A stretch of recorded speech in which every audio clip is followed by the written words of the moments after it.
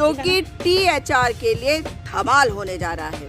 THR खा जा रही है ये सरकार और THR के लिए बैठी है। आप देख सकती हैं महिला समूह के जो सब समूहों से आप लोग क्या हैं?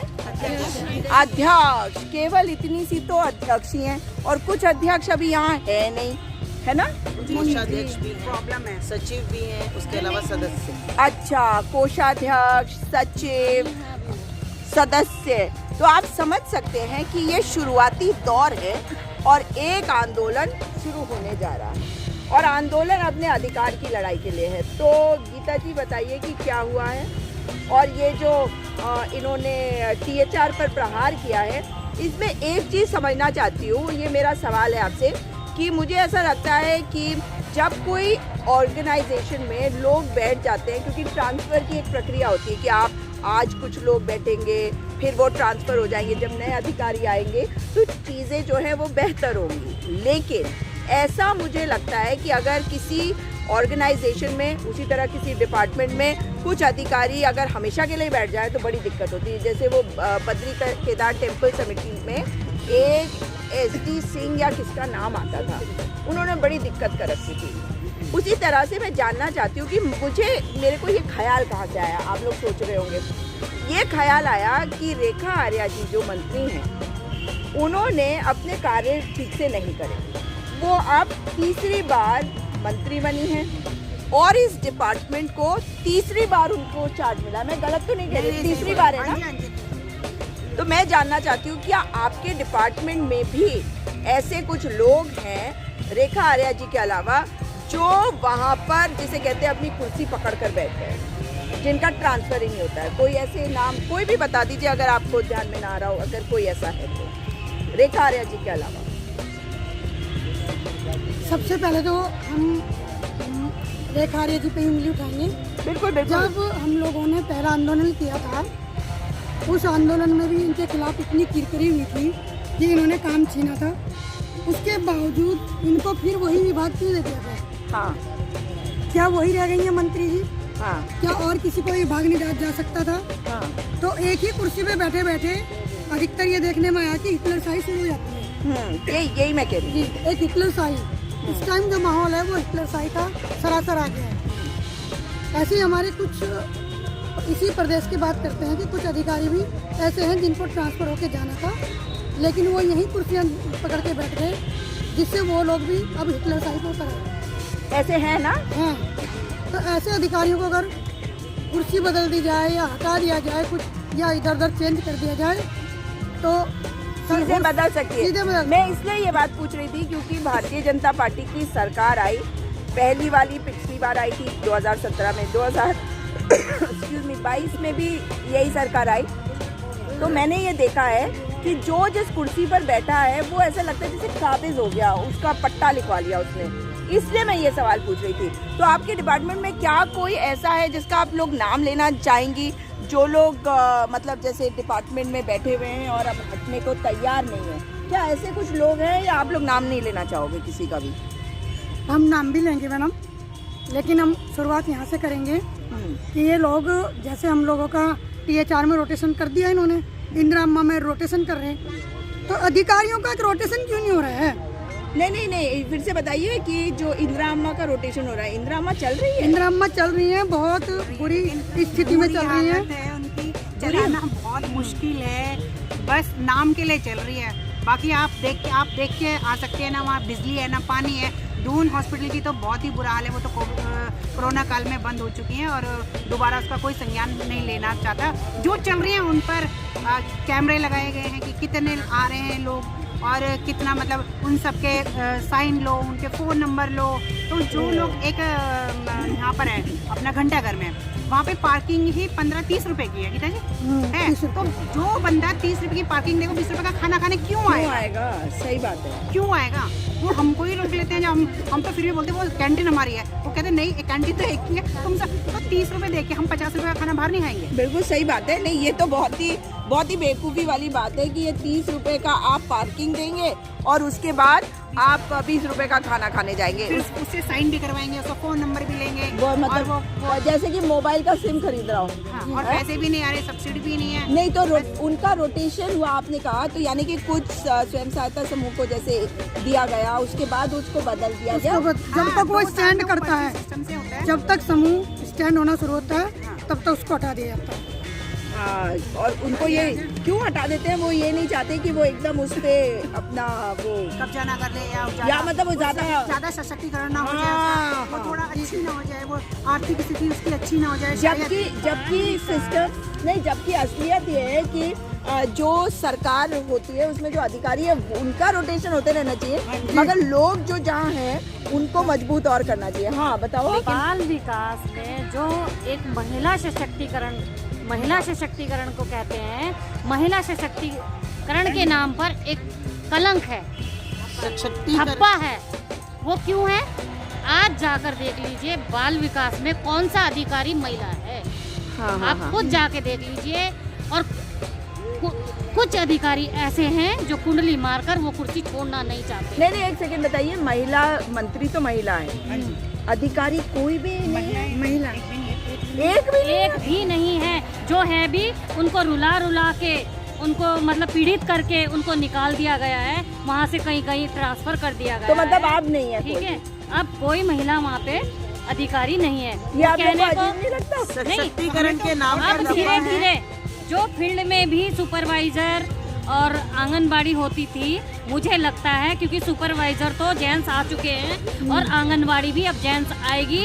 यदि ये सरकार ऐसा ही करती रही और आगे ऐसे ही चलती रही तो ये सब सत्यानाश होने वाला है। और सशक्तिकरण के नाम पर महिलाओं को सशक्त नहीं होने दिया जा रहा है, और बाल विकास के नाम पर पहले बच्चों को जो पौष्टिक आहार दिया जा रहा था, अब उन्हें कंट्रोल से मिलने वाले गेहूं और चावल खाने के लिए मजबूर किया जा रहा है। जो कि पहले जो नीति है, जो हमारे सेंटर की भी नीति है, उसके अनुसार है कि न्यूट्रिशियस फूड मिलना चाहिए ना, वो तो मिल ही नहीं रहा है। गेहूं और चावल भी तो न्यूट्रिशियस है इस सरकार के लिए तो है, क्योंकि आपको तो डिपेंड करना है ना कि मतलब सरकार जो दे रही है उसी पे रहो।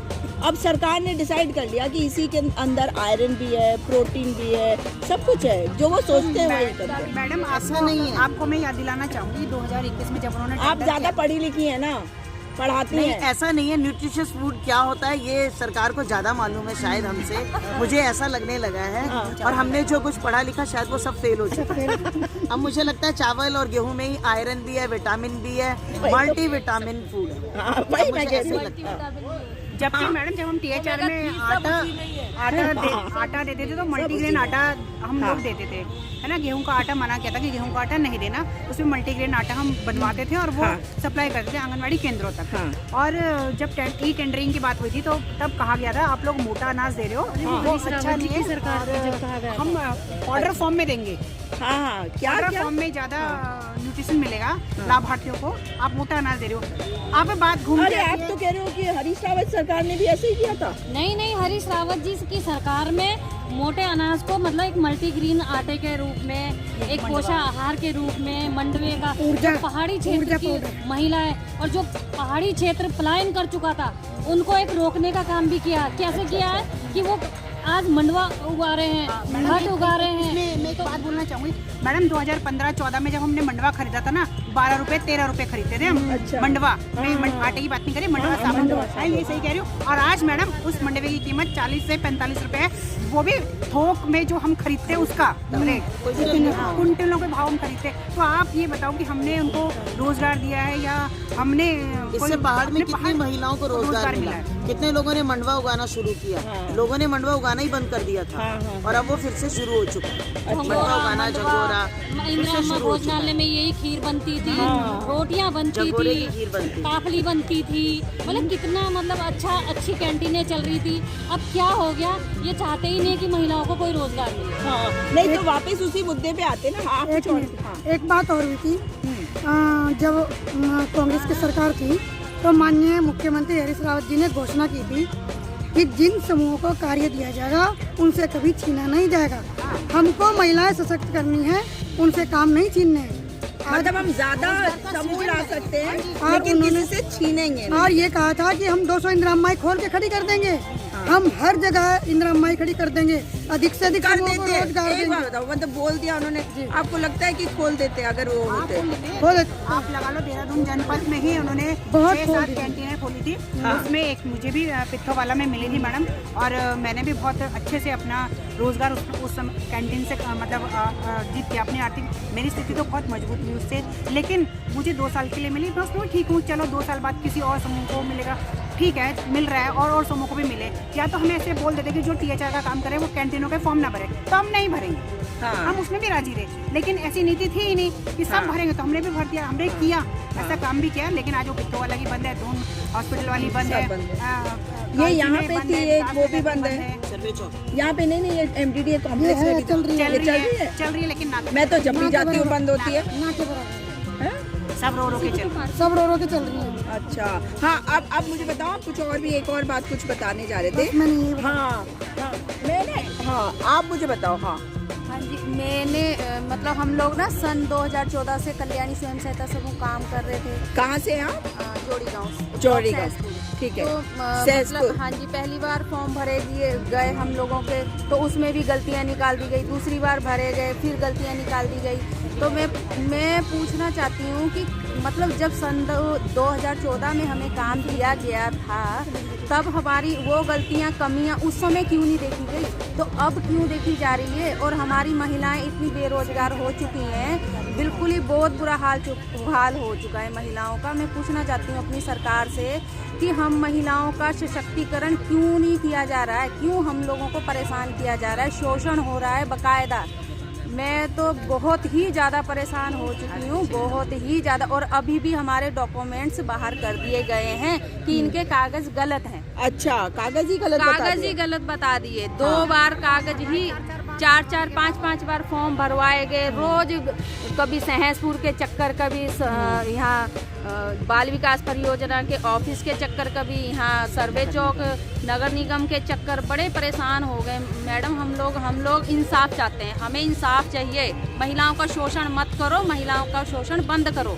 बिल्कुल। बस और मैं नहीं, यही कहना चाहती हूँ। आप लोगों के हाथ से कितने और लोगों को मतलब आप सशक्त हो रहे, रोजगार भी मिल रहा है, और मैं कह रही हूँ पौष्टिक आहार कितने लाभार्थियों तक पहुँच रहा है। ये भी तो एक बहुत महत्वपूर्ण चीज है ना। हजारों लोग, लाखों, मतलब पूरे राज्य में तो लाखों हो गए ना। कुछ महिलाएं ऐसी हैं जिनको रोजगार की जरूरत है, उन्हें रोजगार भी मिल रहा है। हाँ, अच्छा, मैं जो बात वापस आऊँगी, क्योंकि मेरा दिमाग में ये बात आई है कि 3 बार की मंत्री हैं रेखा आर्या, और ये डिपार्टमेंट हर बार उनके पास आया। तो अब मैं जानना चाहती हूँ कि डिपार्टमेंट में ऐसे कितने लोग हैं? आपने एक बात तो बता दी, एक महिला नहीं है, सारी महिलाएं भाग गई यहाँ से, या ट्रांसफ़र हो गया है, जो भी हो गया। डिपार्टमेंट में कितने लोग होंगे करीबन, कितने पुरुष होंगे? अब यही बोलना चाहिए, लोग तो बोलना ही नहीं चाहिए, पुरुष कितने हैं? कितने लोग होंगे गीता जी? वही तो कह रही हूँ, कितने होंगे करीबन भाई, पियोन से लेकर अंदर तक अधिकारी? नहीं, करीब 50 से 52 का पूरा स्टाफ होगा। 50-52, चलिए 50 को अगर कम भी कर दे तो 40 ही मान लो, चाहे, है ना? 2-3 महिलाएं हैं उसमें। अच्छा, सुपरवाइजर भी है? नहीं, ऐसी अच्छा, नहीं, मैं डिपार्टमेंट, हाँ, निदेशालय की बात है। अच्छा, तो अब मेरे को बताइए कि ऐसे कुछ अधिकारी भी हैं जो सीनियर अधिकारी जो वहाँ पे बैठे हों, जिनका ट्रांसफ़र नहीं हुआ हो? आपने वो तो मैडम सभी देख रहे हैं, वो तो सभी देख रहे हैं। नहीं, ये जो एक मिश्रा जी है वहाँ पे, वो कब से आए हैं? 5-6 साल हो गए। अच्छा, एक सेमवाल जी भी है। वो भी हैं। हाँ, SK सिंह जी है। तो 15 में आ गए। वो 15 में आ गए थे, मतलब वो तो अच्छी तरह से समझते हैं। 14 में ही आ गए थे। 14 में आ गए थे, उस समय हमारे अभी तक बैठे हो। उनके तुरंत आ गए 1 महीने बाद। वो CDPO थे ना, पहले प्रभाकर जी के बाद वो आ गए थे। अच्छा, वो प्रभाकर जी के बाद वो आ गए थे। तो SK सिंह हैं वो 2015 से, सेमवाल जी आप कह रहे हैं कि 2018 से, और मिश्रा जी 2018 से। मिश्रा जी कहाँ से आए हैं? ये तो पता नहीं मैडम, पर आए हैं, हम हमें बात करने आए हैं, हमारी महिलाओं को रोजगार छीनने आए तो। अच्छा, पूरा नाम क्या है मिश्रा जी का? अखिलेश मिश्रा नहीं, मतलब उत्तराखंड कैडर के हैं। नहीं फिर उत्तर प्रदेश के हैं। उत्तर प्रदेश के उत्तर प्रदेश के अच्छा, कैडर का कोई मतलब नहीं है, अधिकारी नहीं है, मतलब वैसे अपॉइंटमेंट है। का नहीं है, हैं? यूपी से आ रखे हैं। उत्तर प्रदेश से यूपी से आए हैं और उत्तराखंड की महिलाओं का शोषण करने आए हैं। वो बकायदा परेशान कर रहे हैं महिलाओं को। उनकी जैसे हम लोगों का काम छीना गया ना, उनकी भी कुर्सी हिला देना ये महिलाएं पकड़ के, तब आएगा मजा। तो तब हम उस दिन लड्डू बांटेंगे पूरे उत्तराखंड में।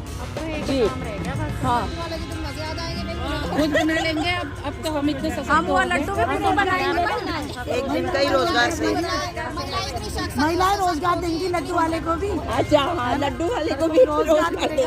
नहीं, उनसे आप इतने परेशान क्यों हैं? मतलब वाले को भी रोजगार क्यों इतना नाराजगी, उनसे क्यों नाराजगी है इतनी? मिलने की वजह से तो है सारा। मतलब एक तरफ देखो, मेरा तो अधिकारी तो कहते हैं ना, जब तक ढोलक बजेगी तब तक बेचारे अधिकारी नाचेंगे। हाँ। तो एक ढोलक हमारी मंत्री जी बैठी हैं, जब तक वो बजेगी तब तक ये नाचते रहेंगे।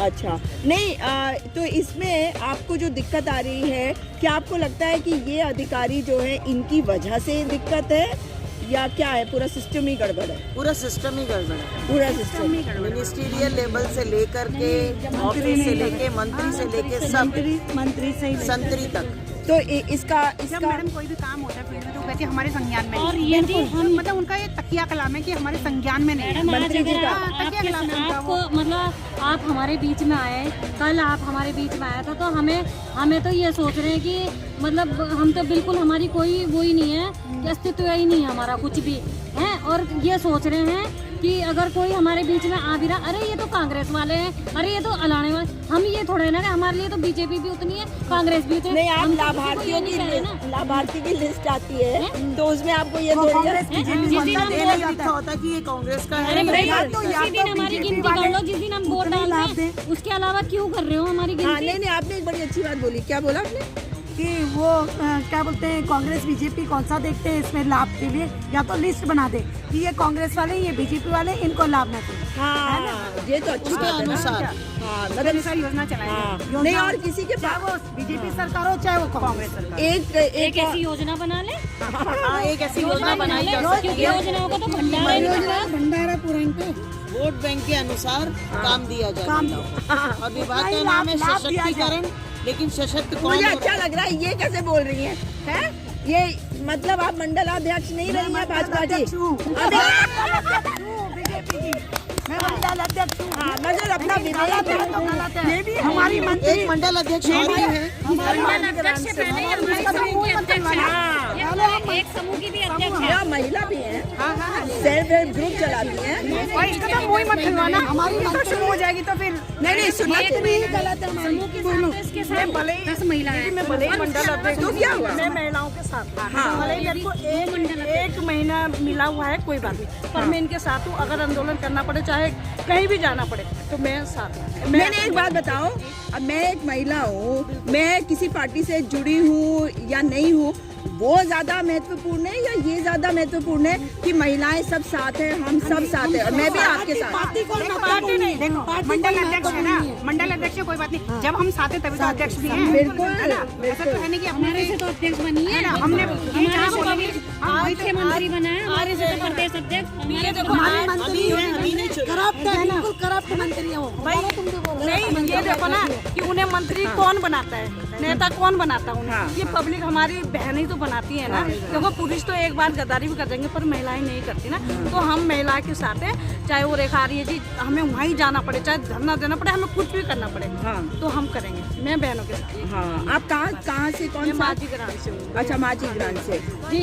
और पीछे वाले तो कोई बोल ही नहीं रहे, ऐसा लग रहा है जैसे क्लास में बैठी हूँ मैं। आपको नहीं लग रहा कि बैक बेंचर भी बैठे हुए हैं? बैक बेंचर्स नहीं है, बोलेंगे। मुझे ना क्या कहते हैं, एक बात बोलना चाहूँगी। हाँ, कि जब महिलाओं की सशक्तिकरण की बात आती है ना, तो मंच से बड़ा नेता बड़ी इजीली बोल देते हैं ये उत्तराखंड हमारी महिलाओं के द्वारा प्राप्त हुआ है। तो सारी महिलाएं क्या मरने खाने के लिए करने के लिए और भीड़ इकट्ठी करने के लिए, और भीड़ इकट्ठी कर समूह बने भीड़ इकट्ठा करने के लिए।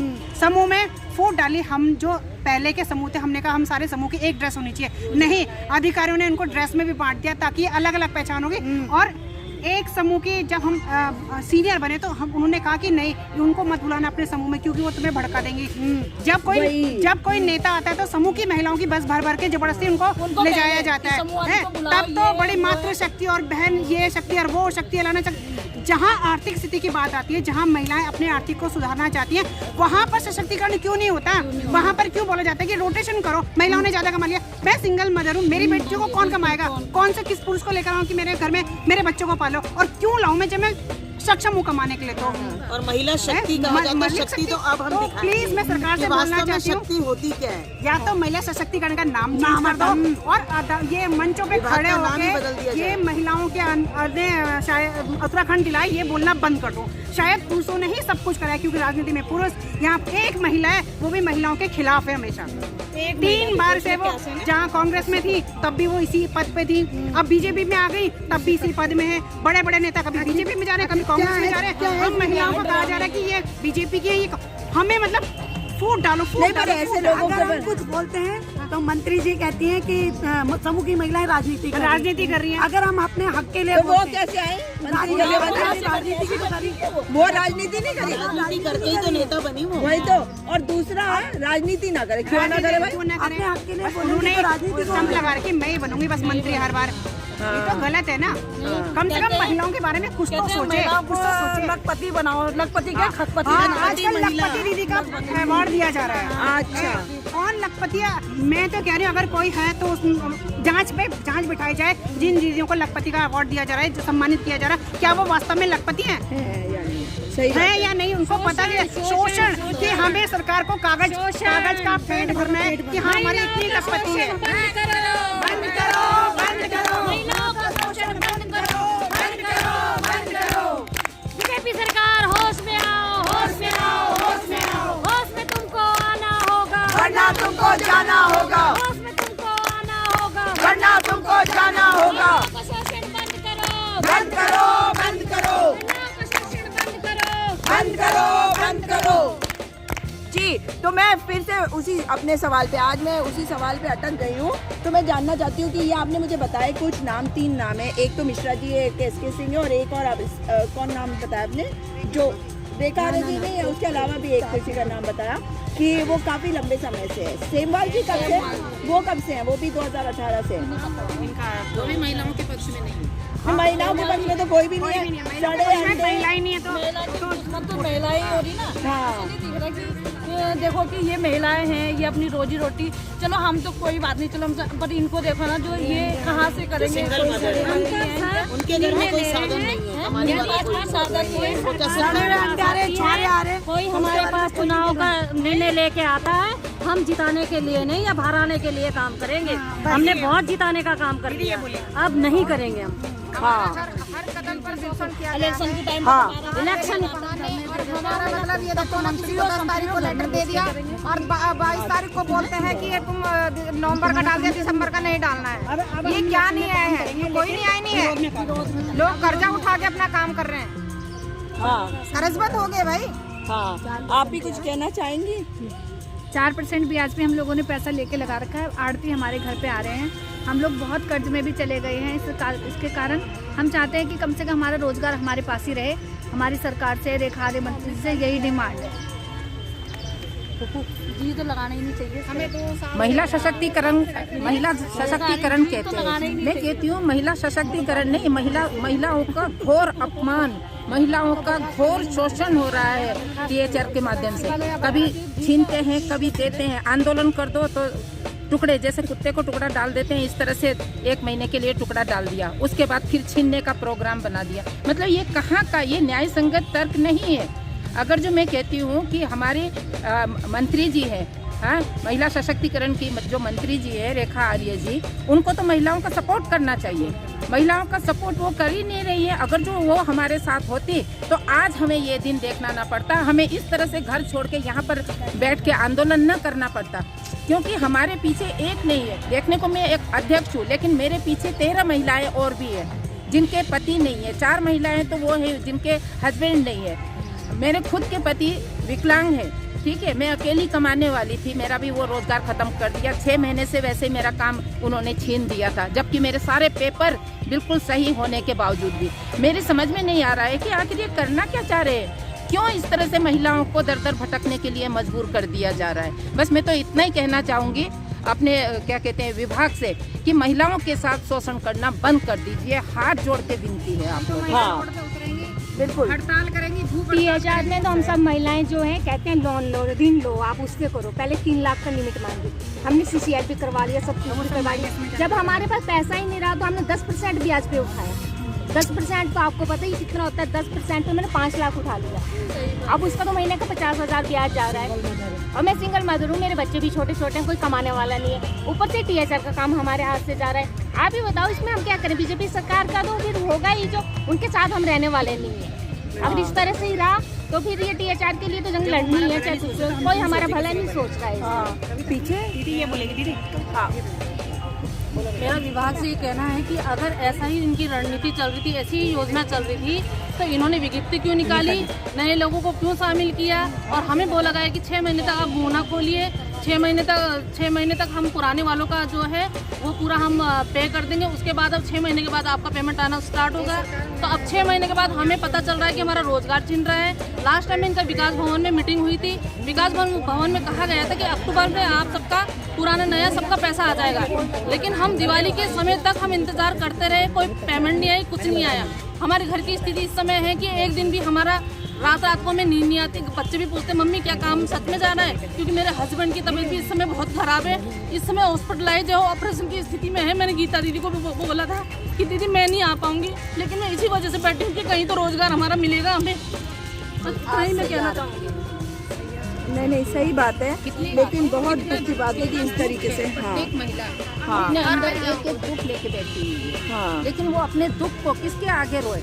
मंत्री के आगे रोते हैं तो वो सुनती नहीं है, शोषण हो रहा है। मतलब कैसे करके अब क्या होगा? हम लोगों का सड़क में उतरना पड़ेगा, हमें मजबूर होकर हमें आंदोलन का एक बहुत बड़ा रूप देना होगा, क्योंकि आज हम कुछ अध्यक्षा यहाँ पर बैठी हुई है और पूरे हम उत्तराखंड में एक ऐसा आंदोलन चलाएंगे जिसमें सारी महिलाएं हमारे आएंगे और हम अपना काम को लेके ही छोड़ेंगे। इनकी मनमानी हम होने नहीं देंगे, नहीं तो आने वाले हम इनका 2024 में इनको दिखा देंगे कि हम नारी शक्ति क्या चीज होती है, वो तो महिला सशक्तिकरण हम करके दिखा देंगे कि हम क्या कर सकते हैं। इतना ही कहना चाहूँगी। घर जाके वोट क्यों जी करेंगे? आप कुछ कह रही थी, क्या कह रही थी आप? ये इधर नहीं इधर कुछ कह रही थी ना आप पीछे।